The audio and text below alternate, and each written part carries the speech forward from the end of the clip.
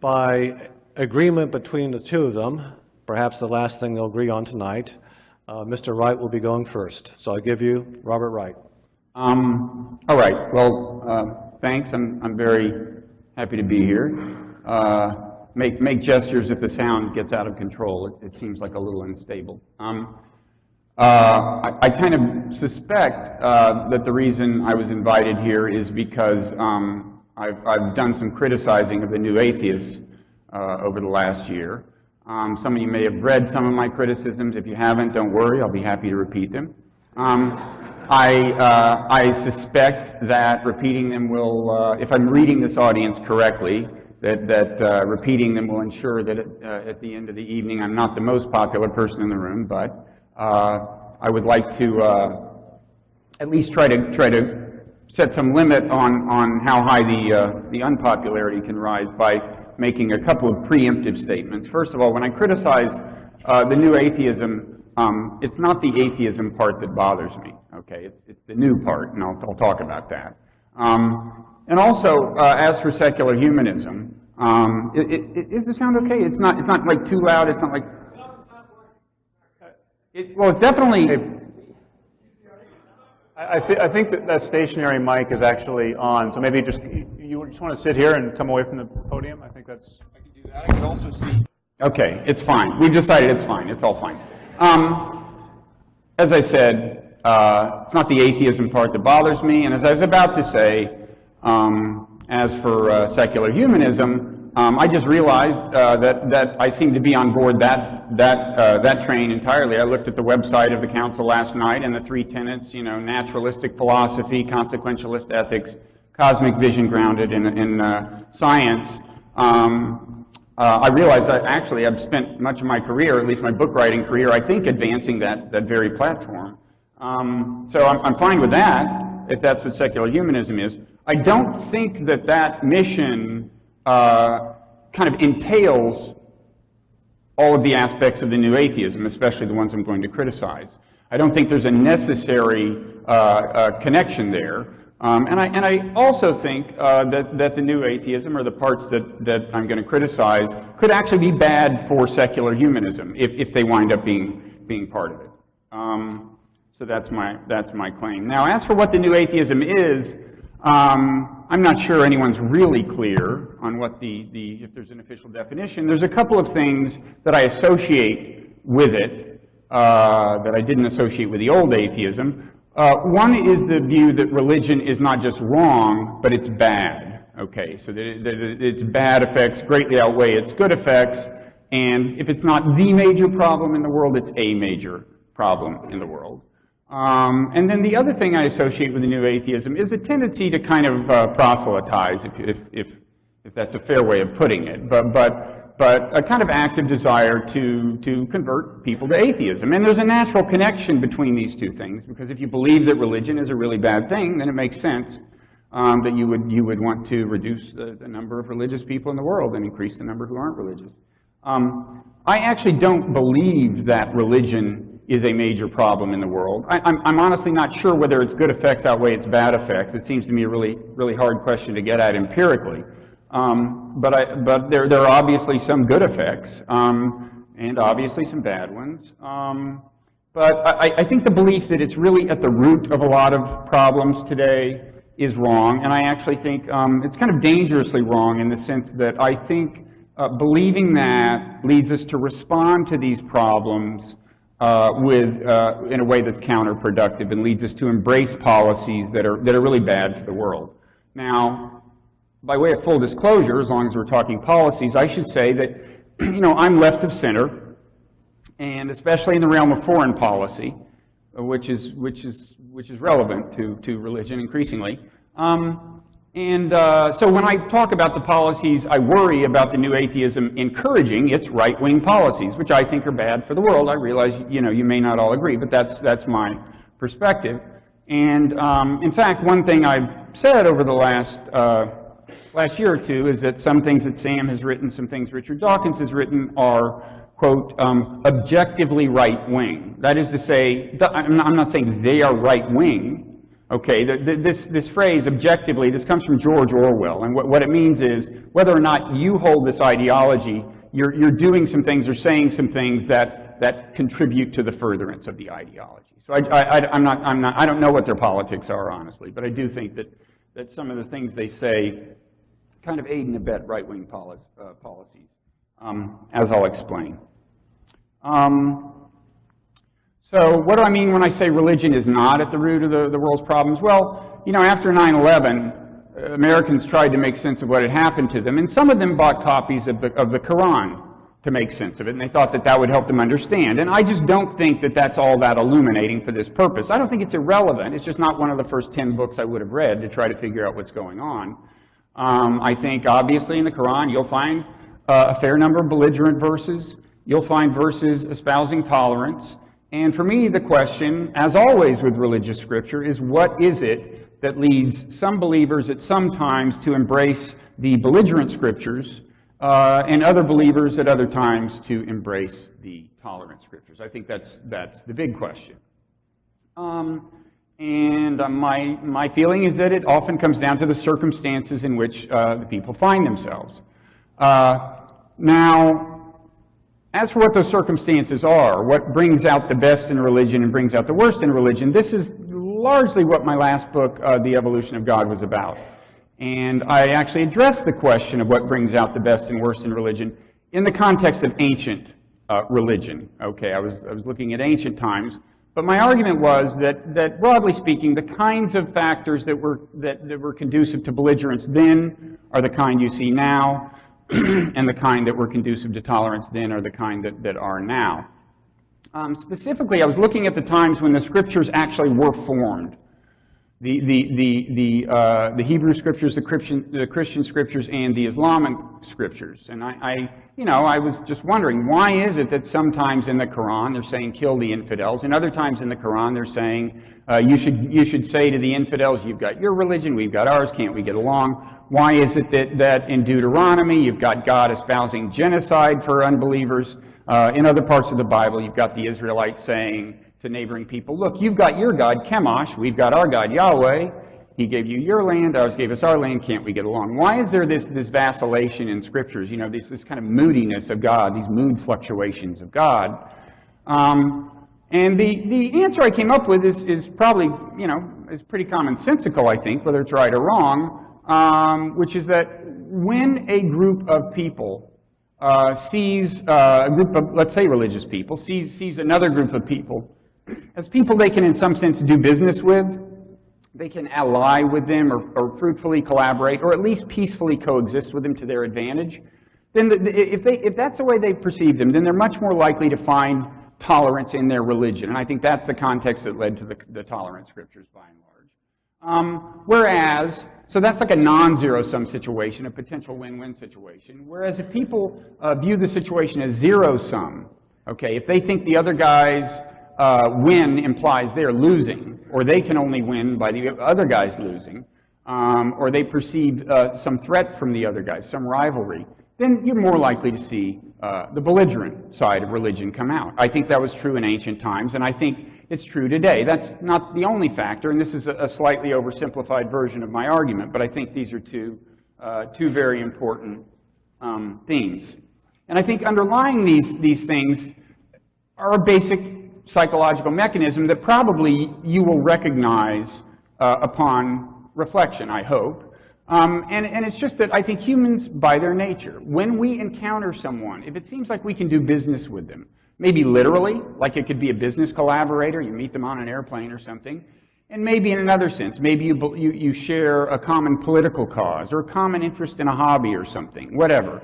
If it looks like you can fruitfully interact, you're going to take a much more tolerant eye to everything you hear about them. Once you've decided that, and they start telling you what music they listen to or even what religion they are, you're going to tend to go, yeah, I'm fine with that, that's good. If you think the relationship can be fruitful, you're willing to kind of cut them some slack. I think that's human nature. Whereas, if you perceive someone as a rival for a job or a mate, you go in with a much more critical eye. You're looking for reasons to disparage them. You're looking for reasons to find them wanting morally.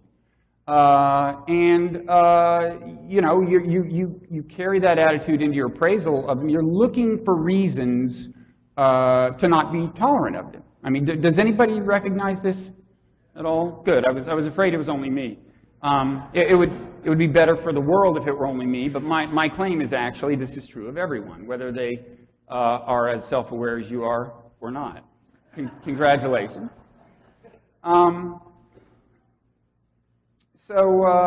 You know, I think this was designed by natural selection, this part of the brain, to help us navigate the landscape of zero-sum and non-zero-sum relationships. But I think, you know, it's a simple device, but it can play out on a large scale in the context of religion and generate, you know, really belligerent expressions of religion. But it can also generate really belligerent expressions of nationalism or soccer hooliganism or any other kind of groupism. But I think this is what's at the core, and the religion that mediates it is much less fundamental. I do think Scripture matters. If I had my way, I would rewrite all the Scriptures and get rid of all the belligerent things. And it would be all like, you know, Paul's 13th chapter of the letter to the Corinthians, or whatever that thing is that they read at weddings. Including mine. I like it.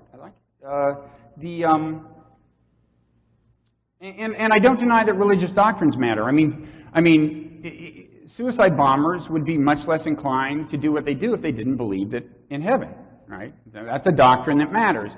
But even there, that doctrine affects a choice of tactics about how you express a violent impulse. That doesn't explain why the violent impulse exists in the first place. And I think that question is much more likely to be answered by reference to concrete facts on the ground, economic, political, that are really independent of the religion.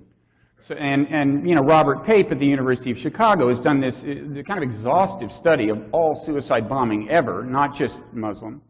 And he finds that just almost invariably, suicide bombing is associated with occupation, with people feeling that their land is being occupied by people who don't deserve to be there. So you could say that, you know, suicide bombing is caused both by religion and by this fact of occupation in a certain sense. And in principle, you could address it at either level, I guess, right? You could either end the occupation, or you could convince suicide bombers that heaven doesn't exist or that their religion is wrong. Well, ending occupations is hard. It really is, usually. But it's not as hard as convincing religious people that heaven doesn't exist, I think. Especially the people who are already inclined to be suicide bombers. So that's the path I would take. Moreover, it addresses the fundamental issue. If you convince people that they're not going to heaven, well, then they won't do the suicide bombing, but that doesn't end the impulse to bomb, right, if the occupation is still there. So I think here, as often, if you want to address the fundamental cause that seems to be expressing itself as a religious sentiment, all dressed up in a doctrine of jihad and everything else, the way to approach it is to address the facts on the ground. And it's misleading to see religion as the fundamental cause. And I think one of the problems with overemphasizing the role of religion, as I think the new atheists tend to do, is that it takes our eye off the ball, off of what the real problem is, and the place where we could really have influence. And so I've criticized Sam for this. I've focused on a particular passage in his book, The End of Faith. And Sam is poised to respond to this, believe me. He's already. But he lists these factors that are sometimes said to contribute to suicide bombing. The Israeli occupation of the West Bank and Gaza, the collusion of Western powers with corrupt dictatorships, the endemic poverty and lack of economic opportunity that now plague the Arab world. And he concludes, quote, "We can ignore all of these things or treat them only to place them safely on the shelf, because the world is filled with poor, uneducated, and exploited peoples who do not commit acts of terrorism." Now, first of all, I've criticized the logic here. I mean, what he's saying is because there are a lot of people who are exploited and don't commit terrorism, then exploitation couldn't be the reason anyone commits terrorism. And I'm sorry, to me, I think that's exactly like saying, because there are a lot of people who smoke cigarettes and don't get lung cancer, smoking cigarettes never contributes to lung cancer. In fact, I could turn this around and say, you know, because there are a lot of religious people who don't engage in terrorism, religion could never be the cause of terrorism. That would be the exactly analogous logic, too. We don't live in a monocausal world where every effect has one necessary and sufficient cause.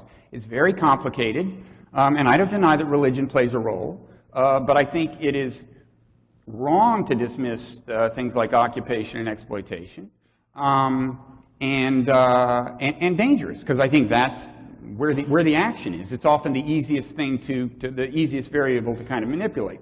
So that's the kind of thing I have in mind when I call the writing objectively right-wing. Not that Sam is right-wing. I know he doesn't support the settlements, and I think he will agree that the settlements do some bad.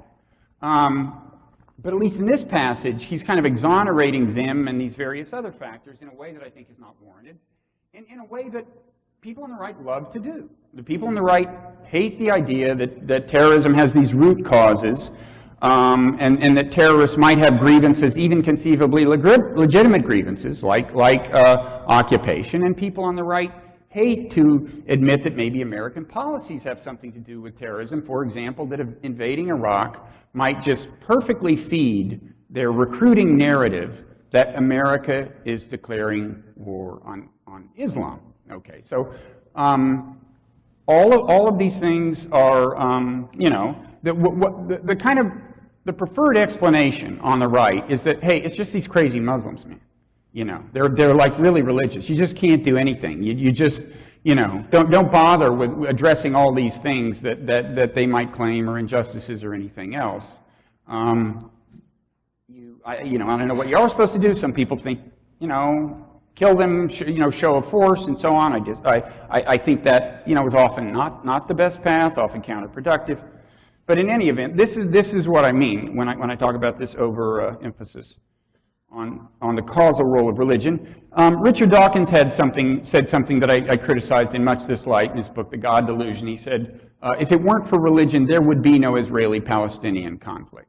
Now, actually, the conflict, you know, the original Zionists who settled Israel were fundamentally secular. To the extent that they appealed to the Bible, it was as an historical document to establish that the Israelites had been there first.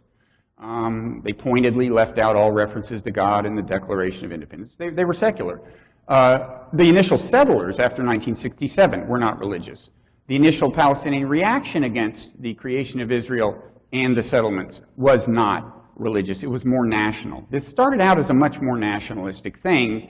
And if you took religion out of the picture, you would still have this dispute over land, because land is a classic zero-sum situation. And it just wouldn't solve the problem. And I think acting as if it would is dangerously misleading. Now, so I had said all this stuff as of, I don't know, a year ago or something, but I have to say I've gotten actually more concerned about the role of the new atheism lately. I think there was a real threshold passed with this New York mosque controversy. I think we've seen a surfacing of just, you know, frankly, anti-Muslim sentiment in America that I find kind of disturbing.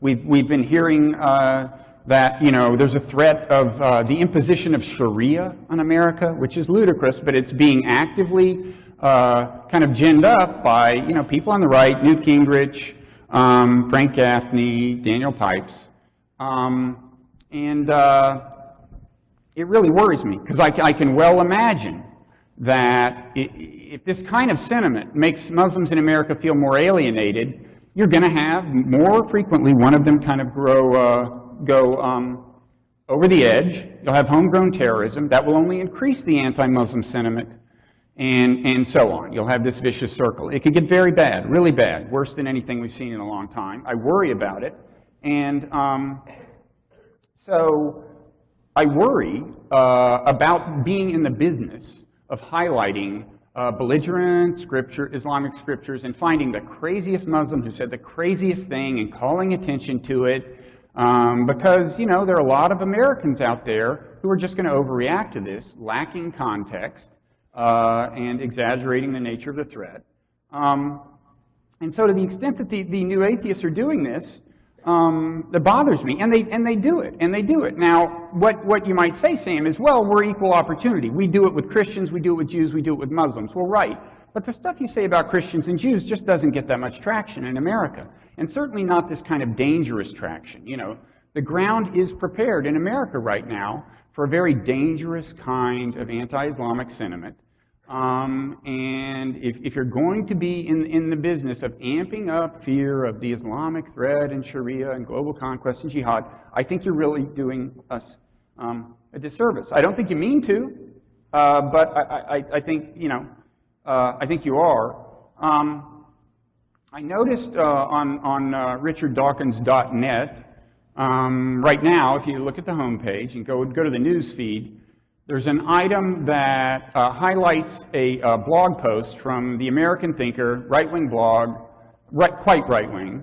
And the item is that CNN correspondent Christian Amanpour had a show about extremist Muslims, moderate Muslims, and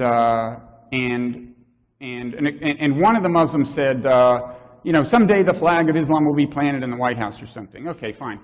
The blog post that was imported, highlighted by Dawkins.net, depicted this, you know, either dishonestly or ignorantly by saying, this is a Muslim that Christian thought was moderate, and even the moderate turns out to want to plant the flag of Islam in the White House. That's just factually wrong. Go look at the video. She knew exactly what she was doing. She had the moderate sitting next to her. This was the extremist. She said, now you want to, like, you think Islam should dominate, right? That was her opening question. She knew exactly what she was doing.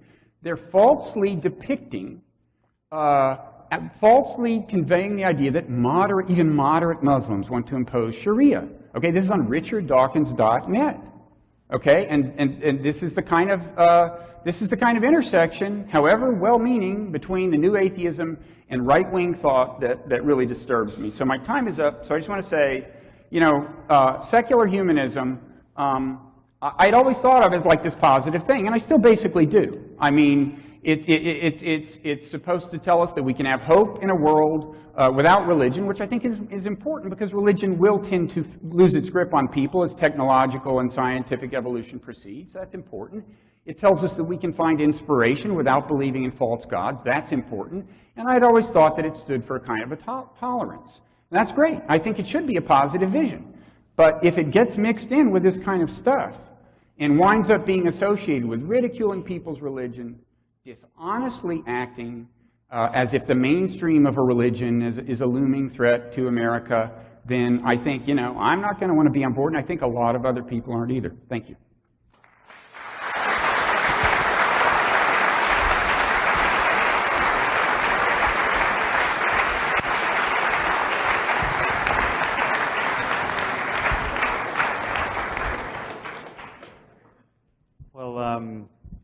We're okay on the sound? I'm very, very happy to be here. I'm sorry I missed previous sessions. I was traveling.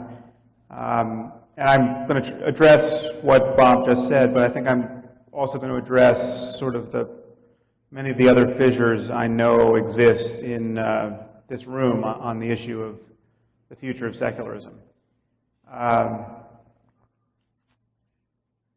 Well, first, let me say that I share, I'm getting a little bit of the voice of God boom here. I share Bob's hope that human beings everywhere can at some point fuse their cognitive and moral horizons, and that we can actually cohere as a global civilization. In fact, I think there is no other basis for hope in the future. The question is, how are we going to do that? And it seems to me there are two very different conversations we could have. We could have a talk that's purely about strategy, uncoupled to a discussion of what's actually true and intellectually honest. Or we could talk about what's true and realize when we digress into mere discussion of political expediency and strategy, etc. I happen to think that what's true is so useful so much of the time that Bob distinguished the belief that religion is wrong from the belief that it's bad. Okay, now, I think in the long run, wrong is bad. And we should be, I think most people share this intuition.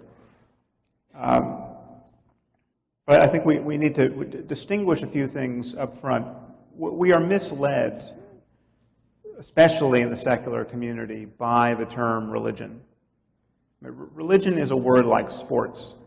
There are sports that are incredibly dangerous, that are synonymous with violence, like a sport like Thai boxing, or mixed martial arts, or football. And there are sports that by definition, entail no danger whatsoever.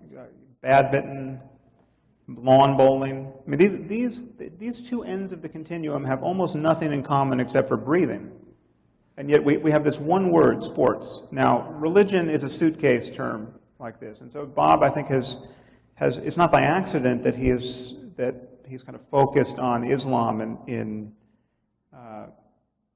his remarks. And it's not by accident that that certainly I have tended to focus on Islam. We're not doing ourselves a service pretending that all religions are the same. I mean, beliefs matter, specific beliefs matter. And Bob is trying to uncouple religious belief from what people actually do in the world, like blow themselves up in crowds of innocent strangers. But the people who have done this work, like Robert Pape or Scott Atran or any of the other academics who are fundamentally skeptical of the link between Islam and suicide bombing, are people who, when I talk to them, clearly express an inability to digest the fact that people actually believe what they say they believe. There are people who are certain of paradise. It's the certainty about paradise, it's the certainty that the doctrine of martyrdom is true that is what's so terrifying about Islam. Now, and I ask you, where are all of the Palestinian Christian suicide bombers? I think there probably has been one. Okay, but by and large, I mean, there are Palestinian Christians. They are Palestinian. They live in the occupied territories. They are not reliably blowing themselves up. Okay, so this is a distinction, and perhaps Bob and I will want to get into that. But in thinking about what I could say to you tonight, I was watching Richard on Bill Maher's show last night, which was an excellent appearance, and it occurred to me, what would it be like if he, at that moment, came out of the closet as a devout Muslim? Just imagine, I'm not imagining a Sokol-style hoax, I'm imagining, what if he actually had some conversion experience and was trying to justify it to all of us and to the world? What would that look like? Now, if it's true that there's no conflict between religion and science, and there's no conflict in principle between plain vanilla Islam and modernity and civil society, then he should be able to say something that wouldn't be synonymous with a plunge into psychopathology or self-deception. Now, so let's just try to think of what he could possibly say. I mean, it would really have to be good. It would have to be something that, when I heard it, knowing Richard, I would, and my admiration for him, I should be forced to say, Islam. I'll look into that. I mean, so what could it be? What could it be? Well, he could say, I've been reading the newspaper, I've been traveling, I've been seeing what it's like for people in the 21st century, and I looked around at what life is like in Pakistan and Somalia and Afghanistan, and it was just so obvious that Islam is doing so much good in the world. And I realized I had to be a part of that. And I looked at I looked at the treatment of women, and I thought, well, look at, if ever there were a worldview that was caring for women and sedulously guarding their sexual honor, this is it. I mean, it's hard to get better than this. And this is obviously incredibly important. Or when I look at the Arab world specifically, and I read that the Arab world, that the country of Spain translates more of the world's literature and learning into Spanish every year than the entire Arab world has translated into Arabic since the 9th century. That's based on a UN report. I look at that and I think, well, that is just the perfect context in which to flourish intellectually. I mean, what could be better than that?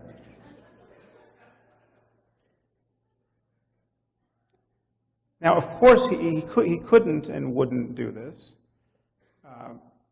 because of all of the mayhem that we notice being reliably produced by the engine of Islam at this moment in history.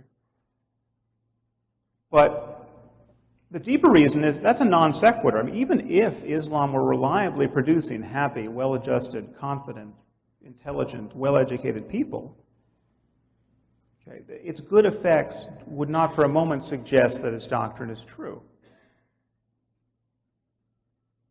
So let's consider the truth. I mean, again, you have to imagine that Richard has woken up one day and believes what any real Muslim has to believe, that the Quran is the perfect word of the creator of the universe, that Muhammad is his prophet, that Muhammad received this word from the archangel Gabriel in a cave.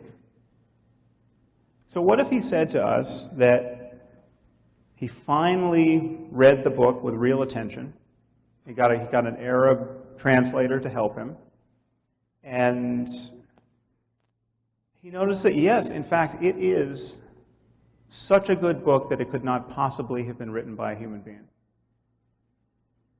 That is the claim. And he was thinking, well, I brought together a lot of very, very smart people, and we thought, well, maybe it's possible to improve this book. And we focused on the torments that await the infidel in the afterlife, which are reiterated ad nauseum in the Quran. And there's this part about where the skins of the infidel get replenished, so that your skin is burned off, but then God gives you a new skin so it can be burned again ad infinitum. And then I was thinking, well, maybe that's not the perfect punishment. Maybe that could be improved. Well, then I thought, no, actually, that is the perfect punishment. The book is perfect. Okay, these are completely insane statements coming from Richard Dawkins. Okay, so now, if there were actually no conflict between religion and science, and in this case between Islam and science, there has to be some version of these statements that run through for us. What if he said, I had a deep personal experience. I was with my friend Sam Harris, who, as we know, is sort of new age and flaky. And he recommended that we go to a mosque and meditate. Okay, what if Richard had a really intense feeling of love and everything is right with the world, and he moved from that experience to, by golly, this doctrine must be true. It's a move that is clearly on its face illegitimate, because Hindus and Buddhists and Muslims and Christians and atheists have those experiences. The sheer fact that everyone, no matter what their dispensation, is having peak experiences proves that none of these experiences attest to the veracity of a doctrine. Okay, so this is our situation.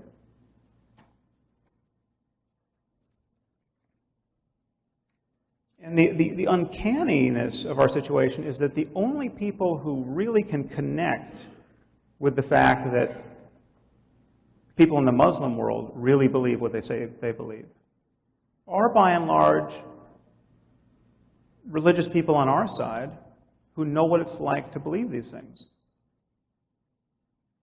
And that I find is truly frightening. My biggest fear in this area is that we're going to wake up in a world where the only people who can be trusted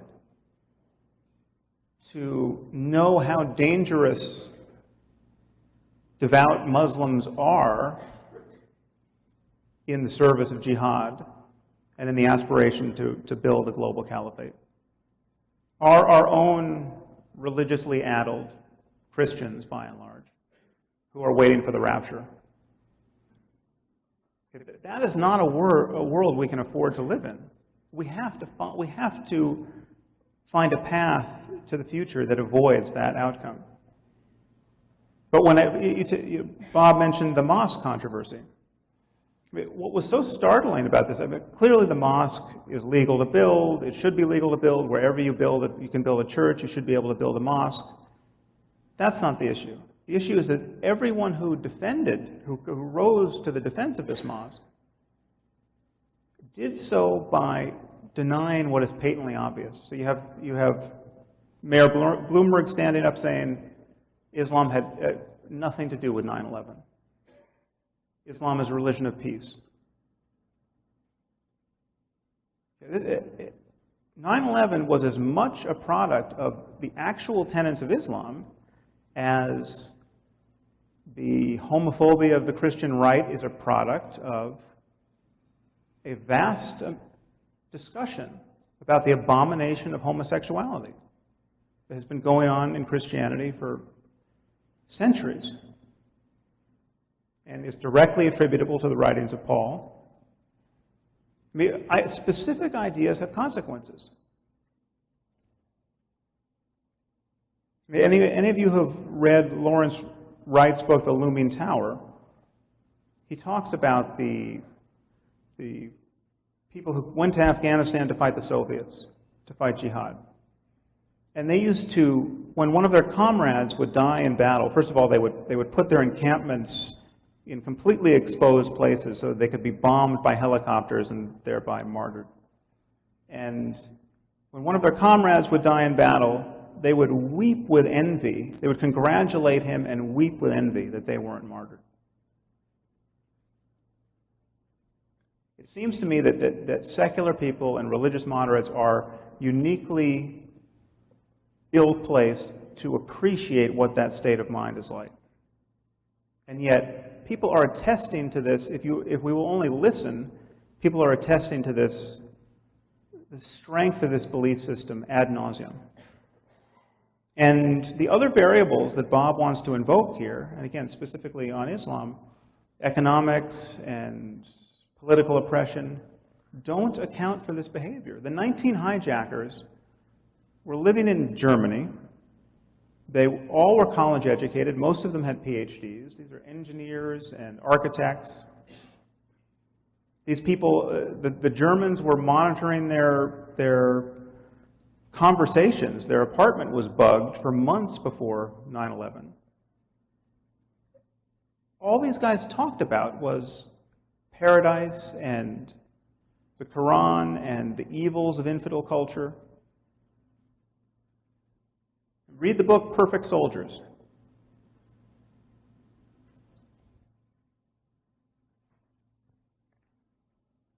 So the problem we have is that we desperately want to believe that everyone views the world the same way, and if we could just moderate our behavior, all of our enemies would disappear. It'd be so much easier to imagine that we made our enemies.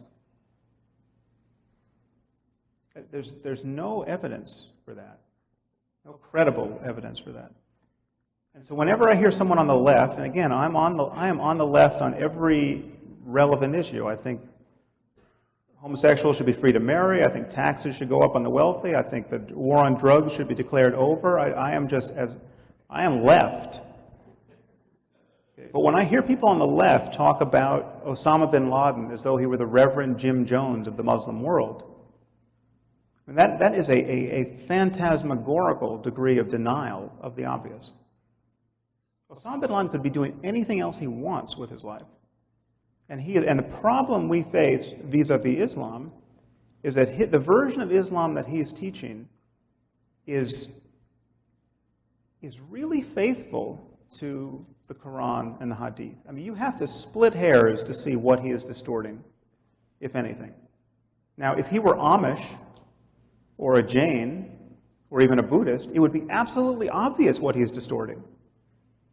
I mean, you just couldn't make sense of his behavior in terms of his faith.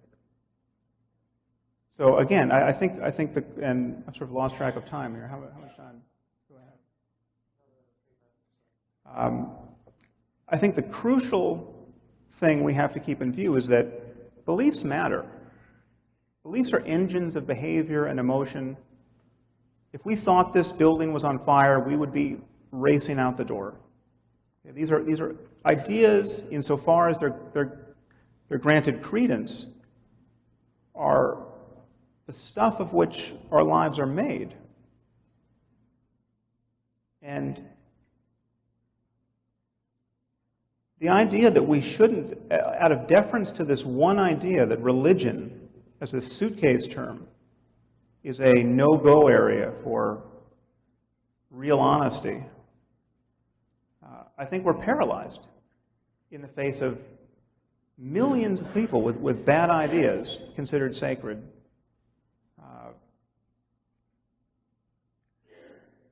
Supremely energized by them. I mean, these people, again, to speak of global jihad specifically, these people get up in the morning with a purpose. I mean, this is like being a spiritual James Bond. Talk about feeling meaning in your life. I'll leave it there. Okay. Is that working?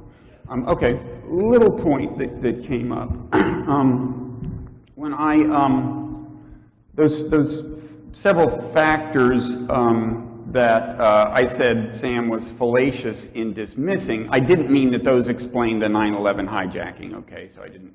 So that part of his. It's an interesting question. What things inspired the 9/11 hijackers? I certainly don't think it was poverty. Sam spent a certain amount of time with a kind of broad-gauged indictment of Islam that I don't think was especially relevant to my point. I mean, I'm not defending Islam's well, first of all, I don't like to speak of Islam or any other religion because there's huge variation if you go to different countries in, say, the way women are treated. But certainly there's a lot of countries in which I'm not defending the way Islamic women are treated. I don't think the Quran is literally true. He spent a certain amount of time on that. And I think at first I didn't understand exactly why he was talking about this stuff. I think, but there was this reference to kind of intellectual honesty and truth. And I think maybe one thing Sam is saying is that, damn it, it's true that the Quran is wrong and various other things are true, and so you should say them. And I have kind of a different view. I mean, I don't think not saying something that you think is true is dishonest. If that were the case, we would all be dishonest. I mean, there are people in this room whose clothing, frankly, I find unattractive. I'm not going to be mentioning that to you if I run into you after the talk, okay? There's all kinds of things that we believe are true that we just choose not to say because it would be counterproductive. So if the point of the broad-scale indictment of Islam was that I should feel some obligation to parrot it, I'm not going to oblige. If I think it's counterproductive to ridicule somebody, I'm not going to ridicule them.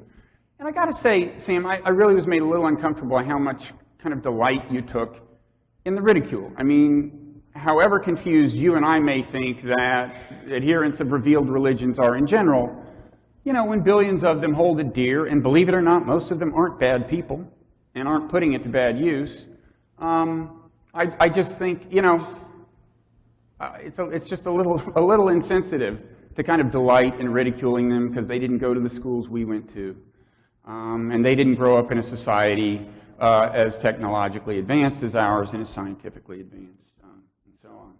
But above all, I consider it kind of counterproductive to be gratuitously ridiculing people's religions. So then a lot of what Sam said was about, as I took it, and you can correct me if I'm wrong, arguing that we have to reckon with the fact that Islam per se is the source of the trouble. And I know I've heard you say that we are at war with Islam. You know, it's certainly true that, you know, I've never claimed that all religions are identical, or certainly that at any given point all religions are behaving identically.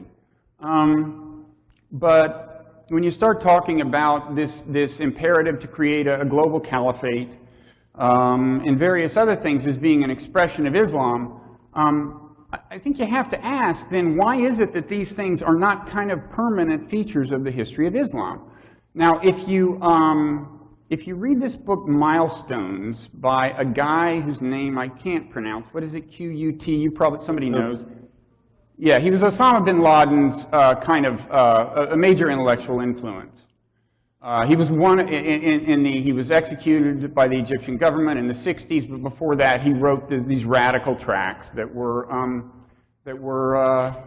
very influential, especially after his death. And if you read them, he starts out complaining that Muslims don't get it.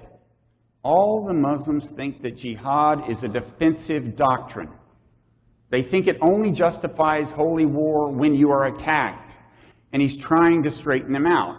Well, my question is, if jihad, as you fear it, is an expression of Islam per se, then why was it that as he was writing, nobody else believed this? Why had Islam gone through this phase when this just wasn't a feature? You know, you can say that Osama bin Laden, what he says is exquisitely in keeping with the Quran. Well, actually, I think that's kind of wrong. I mean, it's in keeping with the selective citation from the Quran. That's true. But in any event, suppose I granted you that. Then it would be the case that all of these Muslim thinkers in the 1940s and 50s were not in keeping with the Quran, but the fact would remain that any given religion has the potential to fluctuate wildly in terms of how much of a threat it is, in which case I would say that I just don't see that the threat emanates from the religion per se. I think you have to look at the circumstances to explain the difference. Now, I think a number of the critical things you said about Islam have to do with the fact that a lot of Muslim countries are not as technologically and scientifically advanced as certainly the kind of European Christian countries, at least. And I think that's true. That's true, and that's something to reckon with, to my way of thinking.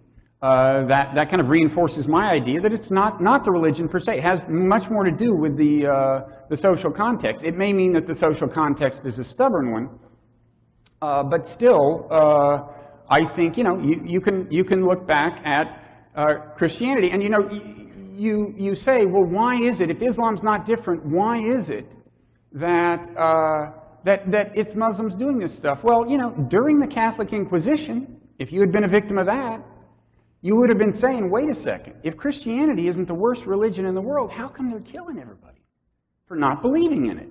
So it is just not an enduring and eternally true fact that Islam is the big problem in the world. And if that's not the truth, then I don't understand how you say it's the religion per se. Now, I guess the last thing, do I have much time? I'm kind of hoping not. I don't have a lot more to say. 3 minutes. Yield it.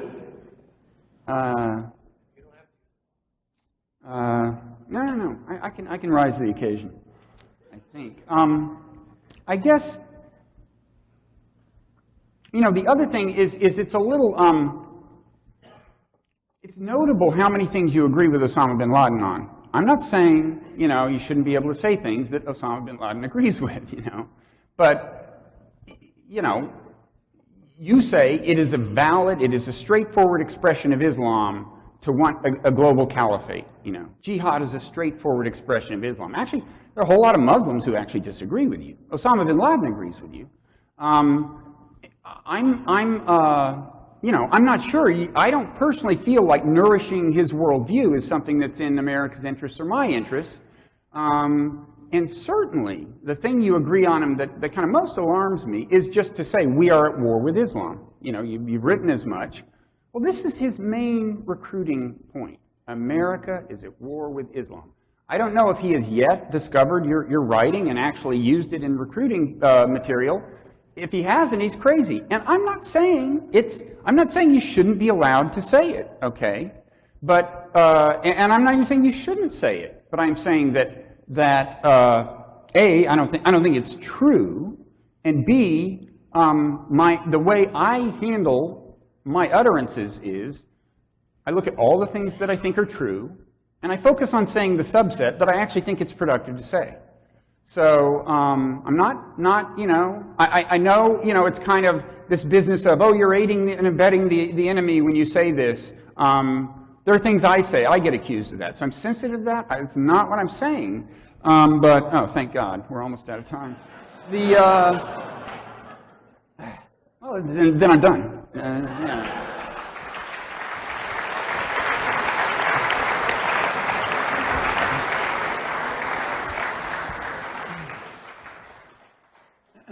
Well, I'm a little bit sheepish following this line just into a discussion of Islam, because I'm acutely aware that this was not billed as a discussion of the problems of Islam. But I think, again, following from this distinction, parsing the word religion, Islam is different. There's a reason why we're not all lying awake at night worrying about the Amish. I mean, it's not an accident. And when it's often said Islam is a religion of peace. That's not true. But Jainism really is a religion of peace. I mean, the problem is not extremism, because extremism as a Jain paralyzes you with your own pacifism. Extremist Jains can barely figure out how to eat. It's true. It's true. They drink every sip of water filtered through cheesecloth so they don't inadvertently swallow a bug. They never take their eyes off the ground so that they don't step on an ant. Okay, so beliefs matter. Okay. The commitment to non-harming in Jainism is noble at one level and paralyzing and probably insane at the limit. 38% of British Muslims age 19 to 24 believe that you should be killed for leaving the faith. Okay, these are British Muslims. These are second and third generation citizens of the UK. That's a problem. That's not a marginal problem. We should be worried about 5%, but now, of course, are these the people? There's a difference between what people will espouse and what people actually do. Yes. Are these people really willing to kill apostates? Undoubtedly, most of them wouldn't, one hopes. But what percentage of British Muslims thought that the Danish cartoonists should have been jailed or killed? It's a majority. It's like 70%. These are intuitions about how we should live in the 21st century that are deeply at odds with how we should live in the 21st century. And the subject of my current book is how we can think about morality and human values, the most important questions in human life, in universal terms, in terms that allow us to converge on a common framework, where we can converge on the same kinds of economic and political and social goals. And I think we can do that the moment we realize that human flourishing arises out of the laws of nature. In some way, our experience of the world is constrained by the laws of nature. And therefore, every way of living isn't the equivalent of every other way of living. Forcing women to wear burqas is not the same thing as giving them a choice of what to wear. It has different consequences.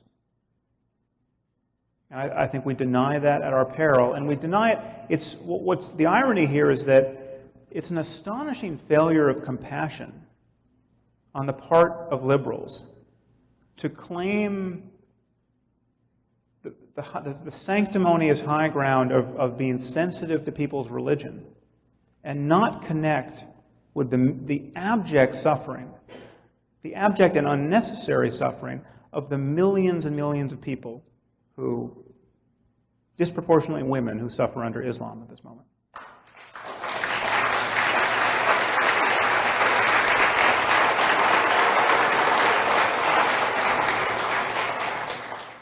And now I'm being led by my own ire back into a discussion of Islam, but I'll just tell you, I came from New York, where I had the pleasure and anguish of seeing Ayaan Hirsi Ali, who many of you know, and Douglas Murray debate some moderate Muslims about whether Islam is a religion of peace. And what you find in these encounters, and again, this is the cause, similar to the mosque incident, this is the cause for my concern about the way we talk about Islam. You find that the other side, the moderate Muslims, just systematically play hide the ball with the articles of faith. There is never a candid acknowledgement that there are some unique problems with Islam at this moment in history, and there's not a candid acknowledgement that the Quran is as bad and as unified in its message as it is. There are different, Bob sort of compared the Quran to Leviticus, and there are evil passages in the Old Testament, and who can explain the Inquisition? There are clear historical and theological differences that explain why it's easier not to form a death cult if you're a Christian or a Jew. The Bible is a vast and self-contradictory book. It refutes itself 100-fold. Okay, you can cherry pick it with ease. And there are lines in there, like the line in Matthew, render unto Caesar that which is Caesar's, and unto God that which is God's, that have done tremendous work in the West to keep Christianity out of government. Okay? It's not to say we didn't have 500 years of pain under Christendom, but still there's a rationale for that separation. That rationale does not exist in Islam. We have to encourage the Muslim world to create it, no doubt. But the first thing we need is candor, if only behind closed doors, about the nature of the problem. And I have yet to encounter that, with a few exceptions. And it's quite, I've said this before, I'm open-minded about whether candor is counterproductive in certain circumstances. I certainly don't think everyone should talk the way I talk about Islam. And it may be that we have to pretend, or that Muslims like Imam Rauf, whose mosque it is in New York, Muslims like himself may have to pretend that Islam is better than it is. And by pretending, they will actually build a bridge to a future where everyone thinks jihad is just an inner spiritual struggle. Okay, that pretense may actually be politically necessary at moments, but somebody somewhere has to understand when they're pretending, and I'm not finding that. Whenever I debate moderate Muslims, and whenever I see Ayaan debate, you get a stonewall. I encourage you to watch her debate online. It was really unseemly what was going on there. And then you have liberals attacking her. Nicholas Kristof writes reviews of her book, accusing her of bigotry. I mean, this is a woman who should be the symbol of every possible success in extricating herself from the shadows of theocracy and medievalism. I mean, she's a hero of the Enlightenment. And yet, liberals in the West, many of them feminists, criticize her as a bigot for criticizing the treatment of women under Islam. That's scary. It's scary. It's a destabilizing lie that we're telling ourselves. And it's easy to understand why we're doing it. I mean, we have a lot of white guilt. We're aware of the history of colonialism and xenophobia and racism, and we rightly feel the West has a lot to atone for. But this is an intellectual and moral overcorrection, which is being rather stealthily and consciously manipulated. So I'll leave it there. I think, frankly, we should just have a conversation so that we can get more back and forth. Thank you.